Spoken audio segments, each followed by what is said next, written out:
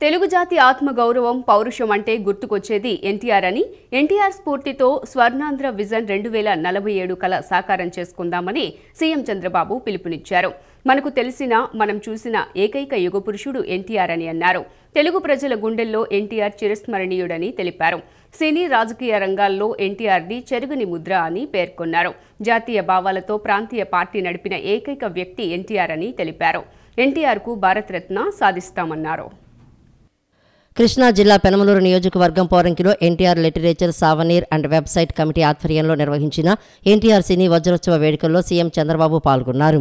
వేదికపై ఏర్పాటు చేసిన ఎన్టీఆర్ విగ్రహానికి నివాళులర్పించారు. ఎన్టీఆర్ సినీ ప్రస్థానంపై రూపొందించిన తారక రామ్ అనే పుస్తకాన్ని ఆవిష్కరించారు. కార్యక్రమానికి వచ్చిన అతిథులు సినీ ప్రముఖులను ఆప్యాయంగా పలకరించారు. అనంతరం సీఎం చంద్రబాబు ప్రసంగించారు. యుగ పురుషుడు పుట్టినప్పుడు చరిత్ర మర్చిపోదు అనడానికి ఎన్టీఆర్ ఉదాహరణ అని 75 ఏళ్ల సినీ వజ్రోత్సవ వేడుక చేసుకోవడం, ఈ వేదిక పై అందరం కలుసుకోవడం సంతోషాన్ని ఇస్తోందని అన్నారు. ప్రపంచంలో ఎక్కడికి వెళ్లినా తెలుగు జాతి పేరు వింటే ముందుగా మనకు గుర్తొచ్చేది ఎన్టీఆర్ అని అన్నారు. చరిత్ర ఉన్నంత వరకు తెలుగువారి గుండెల్లో ఆయన ఉంటారన్నారు. చిన్న రైతు బిడ్డ నుంచి తెలుగు సినీ చరిత్రలో ఎవరెస్ట్ శిఖరంగా ఎదిగి పార్టీ పెట్టిన 9 నెలల్లోనే ముఖ్యమంత్రి కావడం చరిత్రలో ఎక్కడా జరగలేదని, భవిష్యత్తులోనూ జరగదని అన్నారు. ఇటు వెండితెర అటు రాజకీయాలను ఏలిన ఏకైక నాయకుడు దేశ చరిత్రలో ఒక్క ఎన్టీఆర్ మాత్రమేనని తెలిపారు.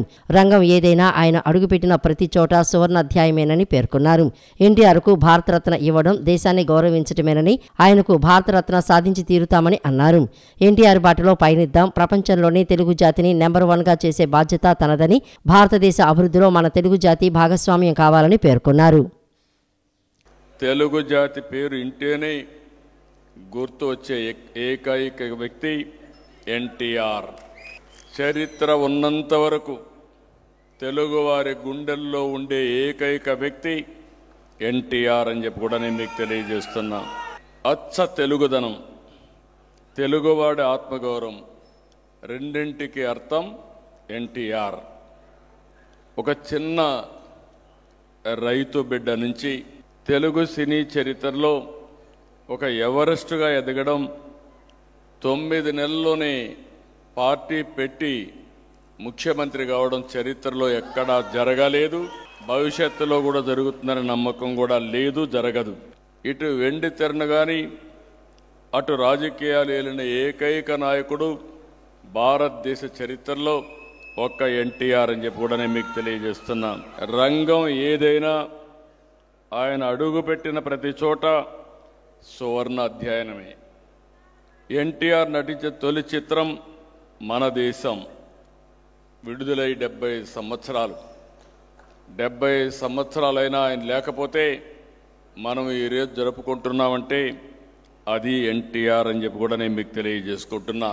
ఒక్కొక్కసారి యుగ పురుషుల చరిత్ర కూడా మనం నెమరు వేసుకోవాలి, గుర్తు చేసుకోవాలి, స్ఫూర్తిని తీసుకోవాల్సిన అవసరం ఉంది. ప్రతి ఒక్కరి జీవితాలు, ఏ జీవితం చూసుకున్నా మీరు గుర్తుపెట్టుకోవాల్సింది చిన్నప్పుడు కష్టాల్లోనే పుడతాం, తర్వాత మన శక్తిని బట్టి మన సామర్థ్యాన్ని బట్టి మన జీవితాన్ని మలుచుకునే పరిస్థితి వస్తుంది. ఏ పాత్ర పోషించిన ఆయన్ని మీరు చూస్తే ఆ పాత్రలో జీవించాడు. ఒక వెంకటేశ్వర స్వామి పాత్ర వేయాలన్నా, శ్రీకృష్ణుడు పాత్ర వేయాలన్నా ఆయన ఒక క్రమశిక్షణ. నాన్ వెజిటేరియన్ తినేవాడు కాదు. అదే సమయంలో ఇంట్లో కూడా మంచం మీద పడుకునేవాడు కాదు, చాప మీద పడుకునేవాడు. అంటే ఒక మనిషి ఏదైనా ఒకటి చేయాలంటే ఏ విధంగా ప్రాక్టీస్ చేస్తారనేది ఎన్టీ రామారావు గారు ఒక ఉదాహరణ. ఏ క్యారెక్టర్కి ఆ క్యారెక్టర్ డిఫరెంట్గా ఉంటుంది. ఇద్దరు వ్యక్తిత్వాలు కూడా డిఫరెంట్గా ఉంటాయి, విశిష్టమైన వ్యక్తిత్వాలని చెప్పి ఆ క్యారెక్టర్ని జస్టిఫై చేసిన ఏకైక నాయకుడు భారతదేశంలో. ఆయన వాళ్ళ క్యారెక్టర్లో ఉండే పాజిటివ్ గుణాలను నచ్చే ఆ క్యారెక్టర్లో రాణించాడు తప్ప ఇంకోటి కాదని చెప్పి కూడా నేను మీకు తెలియజేస్తున్నా. డ్రగ్స్ తీసుకుంటేనే స్మగ్లింగ్ చేస్తేనే హీరోలా చూస్తున్నారని హోంమంత్రి వంగలపూడి అనిత అన్నారు. ఆడపిల్లలను పద్ధతిగా పెంచినట్లే మగపిల్లలను తల్లిదండ్రులు పెంచాలని సూచించారు. నెలల పిల్లలను ఆడదాన్ని చూస్తున్నారని, మృగాలు ఉన్న సమాజంలో ఉన్నామని, నెలల పిల్లలైనా 6 ఏళ్ల చిన్నారులపైన ఆకృత్యాలు జరుగుతున్నాయని ఆందోళన వ్యక్తం చేశారు. డ్రగ్స్ తీసుకుంటేనే స్మగ్లింగ్ చేస్తేనే హీరోలా చూస్తున్నారని హోంమంత్రి వంగలపూడి అనిత అన్నారు. పాలకొల్లులో సేవ్ గర్ల్ చైల్డ్ పేరుతో సాంస్కృతిక కార్యక్రమాలు నిర్వహించారు. కార్యక్రమంలో భాగంగా 2K రన్ ప్రారంభించారు. ఇందులో విద్యార్థులు పెద్ద సంఖ్యలో పాల్గొన్నారు. అనంతరం భారీగా బహిరంగ సభ నిర్వహించారు. ఈ కార్యక్రమానికి స్థానిక నేతలు, హోంమంత్రి వంగలపూడి అనిత, జిల్లా కలెక్టర్ నాగరాణి తదితరులు హాజరయ్యారు. ఈ సందర్భంగా హోంమంత్రి అనిత మాట్లాడారు. మన మగపిల్లలను సరిగ్గా పెంచితే ఈ రోజు ఇన్ని ఘోరాలు జరుగుతాయా అని ప్రశ్నించారు. ఆడపిల్లలను పద్ధతిగా పెంచినట్లే మగపిల్లలను తల్లిదండ్రులు పెంచాలని సూచించారు. నెలల పిల్లల్లోనూ ఆడదాన్ని చూస్తున్న మృగాలు ఉన్న సమాజంలో ఉన్నామని, నెలల పిల్లలపైన 6 ఏళ్ల చిన్నారులపైన అకృత్యాలు జరుగుతున్నాయని ఆందోళన వ్యక్తం చేశారు. ఆడపిల్లలను రక్షిస్తే హీరోలా చూసే రోజులు రావాలి అని హోంమంత్రి అనిత తెలిపారు. జగన్ పాలనలో యువత గంజాయి, మాదక ద్రవ్యాలకు అలవాటు పడి నిర్వీర్యమయ్యారని మంత్రి నిమ్మల రామానాయుడు అన్నారు. ఆడపిల్లలే జాతికి నిజమైన సంపద అని, ఆ సంపదను కాపాడుకోవడానికి ప్రతి ఒక్కరూ కలిసి రావాలని మంత్రి నిమ్మల రామానాయుడు పిలుపునిచ్చారు. సీడ్ యాక్సెస్ రహదారులని జాతీయ రహదారులతో అనుసంధానం చేసేలా పనులు చేయాలని నిర్ణయం తీసుకున్నామని మంత్రి నారాయణ పేర్కొన్నారు. ఎయిమ్స్కి ఆనుకుని ఉన్న కొండ పక్కనే E13 రహదారి, డీజీపీ కార్యాలయం పక్క నుంచి E11 రహదారి వెళ్లేలా డిజైన్ చేస్తున్నామని వివరించారు. అతి తక్కువ భూసేకరణతో ఈ రహదారుల నిర్మాణం చేపడుతున్నామని తెలిపారు. సీడీ యాక్సెస్ రహదారిని జాతీయ రహదారులతో అనుసంధానం చేసేలా పనులు చేయాలని నిర్ణయం తీసుకున్నామని మంత్రి నారాయణ తెలిపారు. రాజధాని పరిధిలోని రహదారులను జాతీయ రహదారికి అనుసంధానించే ప్రాంతాల్లో మంత్రి నారాయణ పరిశీలించారు. ఈ సందర్భంగా మంత్రి నారాయణ మీడియాతో మాట్లాడుతూ, రాజధానిలో నిర్మాణాల కోసం ఇప్పటికే 21,000 కోట్ల మేర పనులు చేపట్టేందుకు అనుమతి మంజూరైందని చెప్పారు. ఈ నెల 16వ తేదీన మరో 20,000 కోట్ల మేర పనులకు CRDA అథారిటీ ఆమోదం తెలియజేసే అవకాశం ఉందన్నారు. రాజధాని పరిధిలో రహదారుల నిర్మాణం వేగంగా పూర్తి చేయాల్సి ఉందని తెలిపారు. దీనికి సంబంధించి లీ కన్సల్టెన్సీకి DPR రూపకల్పనకు ఇచ్చామని చెప్పారు. ఎయిమ్స్కి ఆనుకొని ఉన్న కొండ పక్కనే E13 రహదారి, డీజీపీ కార్యాలయం పక్క నుంచి E11 రహదారి వెళ్లేలా డిజైన్ చేస్తున్నామని వివరించారు. అతి తక్కువ భూసేకరణతో ఈ రహదారుల నిర్మాణం చేపడుతున్నామని అన్నారు. మొత్తంగా అమరావతి నుంచి 3 ట్రంక్ రోడ్లు జాతీయ రహదారితో అనుసంధానం అవుతాయని మంత్రి నారాయణ తెలియజేశారు. వాళ్ళు కేవలం 58 రోజుల్లో 34,000 ఎకరాలు ఇచ్చారు. ఆ రోజు ముఖ్యమంత్రి గారు ఇక్కడ ప్రపంచ స్థాయిలో ఒక రాజధాని కడతానని చెప్పడం, దాని మీద సింగపూర్ వాళ్ళ దగ్గర లేఅవుట్స్ డిజైన్ చేయించడం, మాస్టర్ ప్లాను, తర్వాత normal fast and partners London వాళ్ళ దగ్గర టోటల్ బిల్డింగ్స్ అన్ని డిజైన్ చేయించడం జరిగింది. అయితే అనుకోకుండా ప్రభుత్వం పోవటం, గత ప్రభుత్వం 3 ముక్కలు ఆటాడి రాజధాని ఎక్కడ లేకుండా చేసింది. ఏ రాష్ట్రానికైనా ఒక రాజధాని అంటూ ఉండాలి. మళ్ళీ ఎలక్షన్స్ ముందు మా ముఖ్యమంత్రి గారు చాలా క్లియర్గా ప్రభుత్వ రంగానే రాజధాని అమరావతిలో కడతానని చెప్పడం. అయితే ఈ 6 నెలల్లో దానికి అనేకమైన హర్డిల్స్ ఉన్నాయి. వాళ్ళు ఏదైతే జీవోలన్నీ క్యాన్సిల్ చేసి రకరకాలుగా చేస్తుంటే వాటిలన్నిటి కూడా మళ్ళీ ఆ యొక్క జీవోలు మళ్ళీ అన్నింటినీ కూడా యాక్చువల్గా మళ్ళీ తీసుకురావడానికి మళ్ళీ అథారిటీ మీటింగ్లో డిస్కస్ చేసి, క్యాబినెట్లో డిస్కస్ చేసి, కొన్ని అసెంబ్లీలో మొన్న పెట్టి అసెంబ్లీ యొక్క అప్రూవల్ కూడా తీసుకొని ఆ హర్డిల్ పూర్తయింది. దానికి సంబంధించి ఈ రోడ్లు కావచ్చు, బిల్డింగ్ కావచ్చు, టెండర్లు యాక్చువల్గా దాదాపు 22,000 కోట్లకి యాక్చువల్గా ఈరోజు అథారిటీ అప్రూవల్ ఇచ్చింది. పౌర్ణమిని పురస్కరించుకుని ఇంద్రకీలాద్రి భక్తులతో కిటకిటలాడింది. ఆదివారం ఉదయం గంగా పార్వతీ సమేతుడైన మల్లేశ్వరుడు పురవీధుల్లో ఊరేగారు. మంగళ వాయిద్యాలు, మేళతాళాల నడుమ ఇంద్రకీలాద్రి గిరి ప్రదక్షిణ చేశారు. భక్తులు పెద్ద సంఖ్యలో గిరి ప్రదక్షిణ కార్యక్రమంలో పాల్గొన్నారు. పౌర్ణమిని పురస్కరించుకుని శ్రీ దుర్గామల్లేశ్వర స్వామివార్ల గిరి ప్రదక్షిణ కార్యక్రమం ఆద్యంతం కనుల పండుగ సాగింది. ఆదివారం ఉదయం గంగా పార్వతీ సమేతుడైన మల్లేశ్వర స్వామి పురవీధుల్లో ఊరేగుతూ భక్తులను కటాక్షించారు. దుర్గగుడి ఘాట్ రోడ్డు వద్ద ఉన్న కామధేను అమ్మవారి ఆలయం నుంచి గిరి ప్రదక్షిణ కార్యక్రమం ప్రారంభమైంది. గంగా పార్వతీ సమేత దుర్గామల్లేశ్వర స్వామివార్ల ఉత్సవమూర్తులకు ఆలయ ఈవో KS రామారావు, అర్చకులు, పూజాధికారులు నిర్వహించారు. అనంతరం అర్చకులు కొబ్బరికాయ కొట్టి గిరి ప్రదక్షిణను ప్రారంభించారు. మంగళ వాయిద్యాలు, మేళతాళాలతో ప్రచార రథం గిరి ప్రదక్షిణ ప్రారంభమైంది. గిరి ప్రదక్షిణ ఆద్యంతం కనుల పండుగ సాగింది. భక్తులు పెద్ద సంఖ్యలో స్వామివార్లను దర్శించుకున్నారు. ప్రత్యేక పూజలు చేసి మొక్కులు చెల్లించుకున్నారు. ప్రచార రథం కుమ్మరిపాలెం సెంటర్ నుంచి వివిధ ప్రాంతాల మీదుగా మల్లికార్జున మహామండపానికి చేరింది. కార్యక్రమంలో వైదిక కమిటీ సభ్యులతో పాటు దేవస్థానం అధికారులు, ఆలయ సిబ్బంది తదితరులు పాల్గొన్నారు. నిన్నటి రోజున కలశ జ్యోతుల రూపంలో అమ్మవారిని చాలామంది భక్తులు, వేలాది మంది భక్తులు అమ్మవారిని దర్శించుకుని జ్యోతి సమర్పించి ప్రసాదాలు తీసుకొని ఇక్కడి నుంచి నిష్క్రమించడం జరిగింది. మరి మరుసటి రోజు అయినటువంటి ఈరోజు పౌర్ణిమ సందర్భంగా గిరి ప్రదక్షిణలో పాల్గొంటూ ఈ శుభ సందర్భాన ఒకవైపు దీక్షాదారులు, ఒకవైపు సామాన్య భక్తులు అందరూ కలిసి చాలా వేడుకగా ఈ కార్యక్రమంలో పాల్గొనడం, మరి ప్రత్యేకంగా నృత్య రూపకంగా కూడా ఈరోజు కొన్ని వందలాది మంది కళాకారులు ఈరోజు ఈ గిరి ప్రదక్షిణలో పాల్గొనడం ఈరోజు విశేషం. స్వామి అమ్మవారి యొక్క కృపా కటాక్షాలు అందరిపైన ఉండాలని. ఎంపీలు కేశినేని శివనాథ్, బాలశౌరిలకు కీలక పదవి వరించింది. మంగళగిరి ఎయిమ్స్ పాలక మండలి సభ్యులుగా ఎంపీ కేశినేని శివనాథ్ ఎన్నికయ్యారు. లోక్సభ కోటా నుంచి మంగళగిరి ఎయిమ్స్ పాలక మండలి సభ్యులుగా ఎంపీలు కేశినేని శివనాథ్, బాలశౌరి ఎన్నికయ్యారు. ఈ ఎన్నిక ఏకగ్రీవంగా జరిగింది. అధికారికంగా లోక్సభ సచివాలయం ప్రకటించింది. ప్రధానమంత్రి నరేంద్ర మోదీ, ముఖ్యమంత్రి నారా చంద్రబాబు నాయుడుకు ఎంపీ కేశినేని శివనాథ్ కృతజ్ఞతలు తెలిపారు. లోక్సభ కోటా నుంచి మంగళగిరి ఎయిమ్స్ పాలక మండలి సభ్యులుగా ఎంపీలు కేశినేని శివనాథ్, బాలశౌరి ఎన్నికయ్యారు. ఈ ఎన్నిక ఏకగ్రీవంగా జరిగింది. లోక్సభ నుంచి పాలక మండలిలో ప్రాతినిధ్యం వహించడానికి ఉన్న 2 స్థానాలకు వీరిద్దరితో పాటు BJP MP Daggubati Purandeswari, Telugu Desam party MP Lavu Srikrishnadevarayalu, YCP MP Gurumurthy నామినేషన్లు వేశారు. అయితే శుక్రవారం ఈ ముగ్గురు ఉపసంహరించుకోవడంతో కేశినేని శివనాథ్, బాలశౌరిల ఎన్నిక ఏకగ్రీవం అయింది. లోక్సభ కార్యాలయం అధికారికంగా ప్రకటించింది. దీనికంటే ముందు నిజామాబాద్ ఎంపీ ధర్మపురి అరవింద్, అనకాపల్లి వైసీపీ ఎంపీ బీశెట్టి వెంకట సత్యవతి ఉన్నారు. ఇప్పుడు 17వ లోక్సభ పదవీ కాలం ముగిసి 18వ లోక్సభ ఏర్పడిన నేపథ్యంలో ఆ 2 స్థానాలకు మళ్లీ ఎన్నిక నిర్వహించారు. ఆంధ్ర రాష్ట్ర సాధన కొరకు ఆమరణ నిరాహార దీక్ష చేసి ప్రాణాలు అర్పించిన మహనీయుడు అమరజీవి పొట్టి శ్రీరాములు అని ఎన్టీఆర్ జిల్లా వైసీపీ అధ్యక్షులు దేవినేని అవినాష్ కొనియాడారు. పొట్టి శ్రీరాములు 72వ వర్ధంతి సందర్భంగా గుణదల్లోని వైసీపీ కార్యాలయంలో పొట్టి శ్రీరాములు చిత్రపటానికి పూలమాల వేసి నివాళులర్పించారు. ఈ సందర్భంగా అవినాష్ మాట్లాడుతూ గతంలో తెలుగువారిని తమిళులుగా చూసేవారిని, అలాంటిది తెలుగువారి కోసం ప్రత్యేక రాష్ట్రం ఉండాలని పోరాటం చేసి ఆంధ్రప్రదేశ్ ఆవిర్భావానికి శ్రీకారం చుట్టారని పేర్కొన్నారు. పొట్టి శ్రీరాముల ఆశయాలను ముందుకు తీసుకువెళ్లేందుకు వైసీపీ కృషి చేస్తుందని అవినాష్ వెల్లడించారు.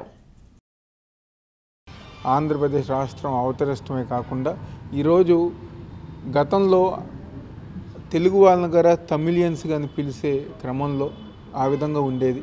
కానీ ఈరోజు పొట్టి శ్రీరాములు గారు ఒక ఉద్యమ స్ఫూర్తితో ఆయన ఏదైతే ప్రాణాలకు తెగించి ఈరోజు ఆంధ్ర రాష్ట్రం సాధించి ఆయన కోరుకునే విధంగా గత 5 సంవత్సరాలు జగన్మోహన్ రెడ్డి గారు ఒక నాయకత్వంలో పనిచేసుకుంటూ ముందుకెళ్తాం గారు జరిగింది. రాష్ట్రంలో మళ్ళీ పొట్టి శ్రీరాములు గారు ఒక ఆశయాలకు అనుగుణంగా జగన్మోహన్ రెడ్డి గారు ఒక నాయకత్వంలో రాష్ట్రం ముందుకెళ్తాంది. రైతు పేరును కూడా ఉచ్చరించే అర్హత జగన్కు లేదని మాజీ మంత్రి సోమిరెడ్డి చంద్రమోహన్ రెడ్డి ధ్వజమెత్తారు. వైసీపీ నిర్వహించిన రైతు పోరు కార్యక్రమంపై ఆయన మండిపడ్డారు. అన్నదాతల ఆత్మహత్యల్లో రాష్ట్రాన్ని మొదటి స్థానానికి తీసుకువెళ్లిన ఘనత జగన్దని విమర్శించారు. రాష్ట్రాన్ని సర్వనాశనం చేసిన జగన్ ఏనాడైనా వ్యవసాయ శాఖపై సమీక్ష నిర్వహించారా అని సోమిరెడ్డి నిలదీశారు. వైసీపీ అధినేత వైఎస్ జగన్మోహన్ రెడ్డికి రైతు అనే పేరు ఉచ్చరించే అర్హత కూడా లేదని మాజీ మంత్రి సోమిరెడ్డి చంద్రమోహన్ రెడ్డి అన్నారు. రైతు ఆత్మహత్యల్లో రాష్ట్రాన్ని మొదటి స్థానానికి తీసుకువెళ్లిన ఘనత జగన్దని విమర్శించారు. వ్యవసాయ శాఖను చంపేసి సూక్ష్మ సేద్యం, పోషకాలు, ఇతరత్ర రైతు ప్రోత్సాహాలు దూరం చేశారని ఆగ్రహించారు. జగన్ వల్ల వ్యవసాయ రంగం ఎంత నష్టపోయిందో పులివెందుల రైతులే చెబుతారని అన్నారు. వ్యవసాయ శాఖపై శ్వేతపత్రం విడుదలకు తాము సిద్ధం, జగన్ సిద్ధమా అని సవాల్ విసిరారు. స్వర్ణాంధ్ర విజన్ 2047 డాక్యుమెంట్లో వ్యవసాయానికి, రైతాంగానికి పెద్దపీట వేశామని అన్నారు.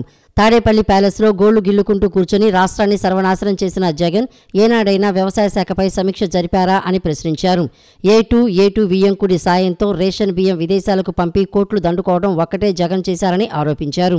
దేశంలో రైతులపై తలసరి సగటు అప్పు 74,500 రూపాయలు ఉంటే ఏపీలో 2.45 లక్షలు ఉండటానికి కారణం జగన్ కాదా అని సోమిరెడ్డి చంద్రమోహన్ రెడ్డి ప్రశ్నించారు. 3వ స్థానం ఆత్మహత్యలు. మొదటి 2 స్థానాలు ఏమిటి? మహారాష్ట్ర, కర్ణాటక. వాళ్ళ జనాభా ప్రాతిపదికన తీసుకుంటే ఫస్ట్ ప్లేస్, ఆత్మహత్యల్లో ఫస్ట్ ప్లేస్. కౌలు రైతులు సెకండ్ ప్లేస్, తమిళనాడు తర్వాత. తమిళనాడు మన రాష్ట్రం జనాభా తీసుకుంటే ఫస్ట్ ప్లేస్. అది ఆత్మహత్యల్లో ఫస్ట్ ప్లేస్ తీసుకుపోయినావు, అది నీ ఘనత. వ్యవసాయ శాఖని మూసేసావు, నీటిపారుదల శాఖని చంపేశావు. అవి రెండు రైతు రిలేటెడ్, రైతులకు సంబంధించినవి. వ్యవసాయ శాఖలో ఏం చేశారు తమరు?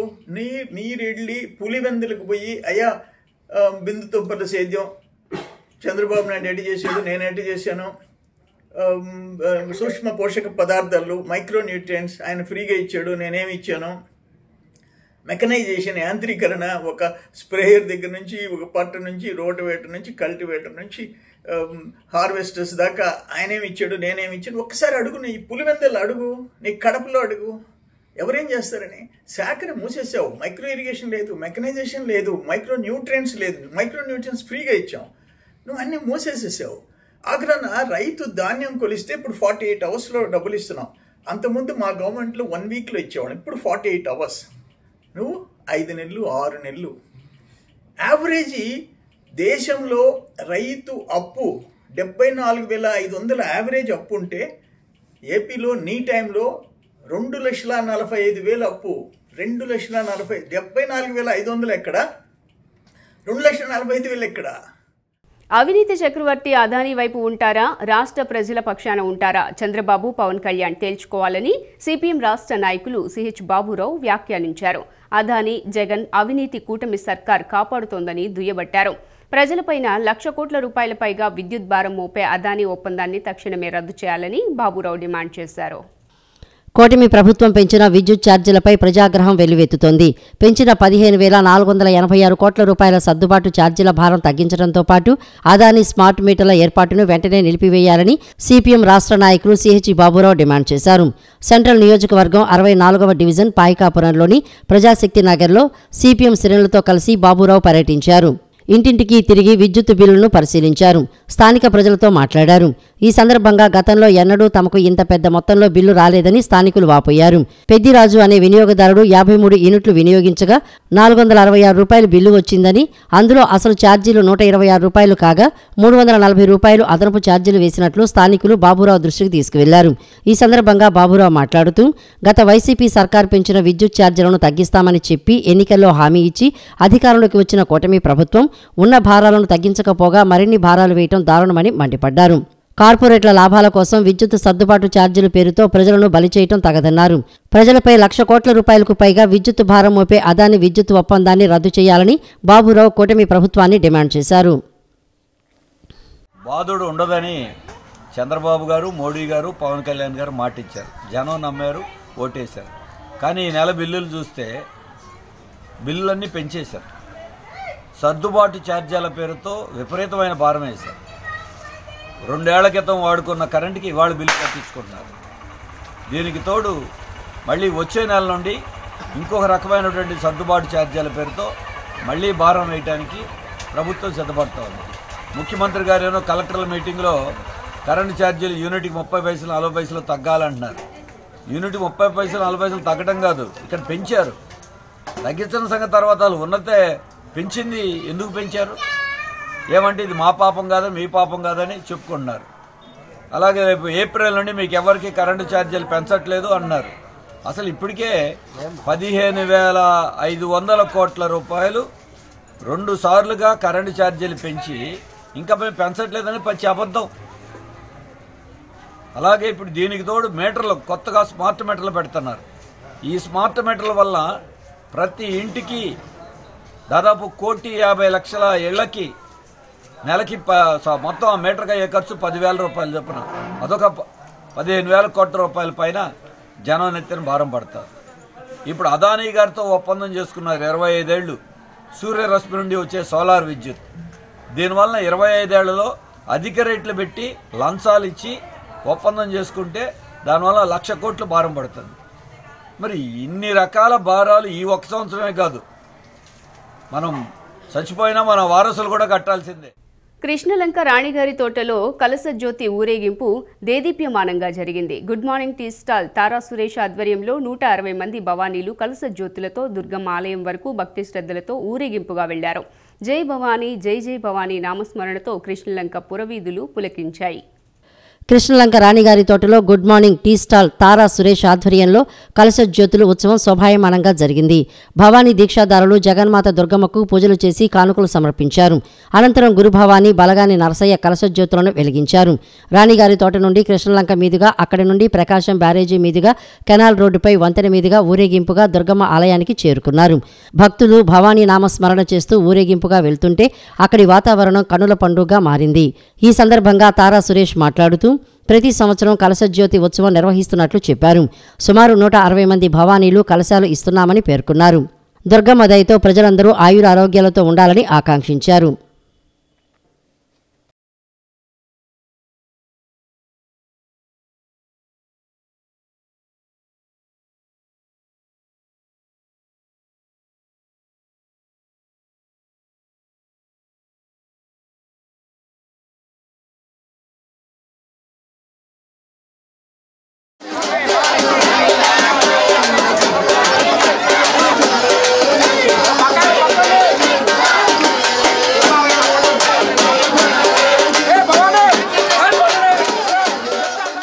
ప్రతి సంవత్సరం నేను ఇలాగే ఇస్తున్నాను, అమ్మవారికి సేవ చేసుకున్నాను.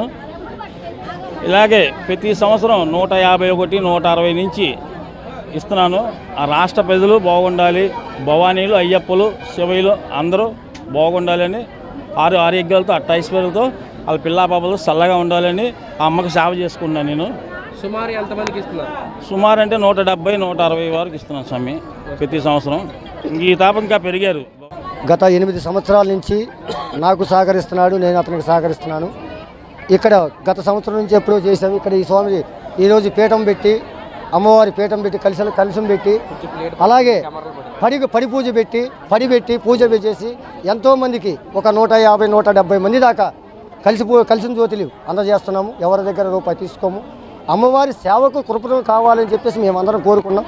ప్రతి ఒక్క స్వామి కానీ, అయ్యప్ప కానీ, భవానీ కానీ, శివస్వామి కానీ, ప్రతి ఒక్క స్వాములకి అందరూ ఆయురారోగ్య అష్టైశ్వర్యం. వైసీపీ హయాంలో అమరావతి రైతులపై అక్రమంగా నమోదు చేసిన కొన్ని కేసులను మంగళగిరి న్యాయస్థానం కొట్టివేసింది. లోక్ అదాలత్లో ఇరుపక్షాల రాజీకి రావడంతో న్యాయమూర్తి దాదాపు 20కి పైగా కేసులను పరిష్కరించారు. ఏ నేరం చేయకపోయినా గత 5 ఏళ్లు కోర్టుల చుట్టూ తిప్పారని ఆగ్రహం వ్యక్తం చేశారు. జగన్ జైలుకు వెళ్లిన రోజే తమకు న్యాయం జరిగినట్లవుతుందని రైతులు తెలిపారు. రాజధాని అమరావతి ఉద్యమంలో పాల్గొన్న రైతులపై కేసులు కొట్టివేసేందుకు ప్రభుత్వం సిద్ధమైంది. అందులో భాగంగా లోక్ అదాలత్లో కేసులను కొట్టివేయాలని నిర్ణయించింది. మంగళగిరి కోర్టుకు చేరుకున్న రైతులు లోక్ అదాలత్లో పాల్గొన్నారు. అయితే గత జగన్ ప్రభుత్వం 3 రాజధానులు అని ప్రకటించడంతో రాజధాని అమరావతి కోసం రైతులు పెద్ద ఎత్తున ఉద్యమాన్ని చేపట్టారు. ఈ నేపథ్యంలో అన్నదాతలపై గత వైసీపీ ప్రభుత్వం కేసులు పెట్టింది. లోక్ అదాలత్లో ఇరుపక్షాలు రాజీకి రావడంతో న్యాయమూర్తి దాదాపు 20కి పైగా కేసులు పరిష్కరించారు. ఏ నేరం చేయకపోయినా గత 5 ఏళ్లు కోర్టుల చుట్టూ తిప్పారని ఆగ్రహం వ్యక్తం చేశారు. జగన్ జైలుకు వెళ్లిన రోజే తమకు న్యాయం జరిగినట్లవుతుందని రైతులు చెప్పారు. ఇచ్చిన హామీ ప్రకారం గౌడ కులస్తులకు వైన్ షాప్స్లో రిజర్వేషన్ వెంటనే అమలుపరచాలని జయగౌడ సేన జాతీయ వ్యవస్థాపక అధ్యక్షులు మోర్ల ఏడుకొండలు గౌడ్ ప్రభుత్వాన్ని డిమాండ్ చేశారు. షాపులు కేటాయించేందుకు ప్రభుత్వం నిర్వహించే లాటరీ పారదర్శకంగా నిర్వహించాలన్నారు.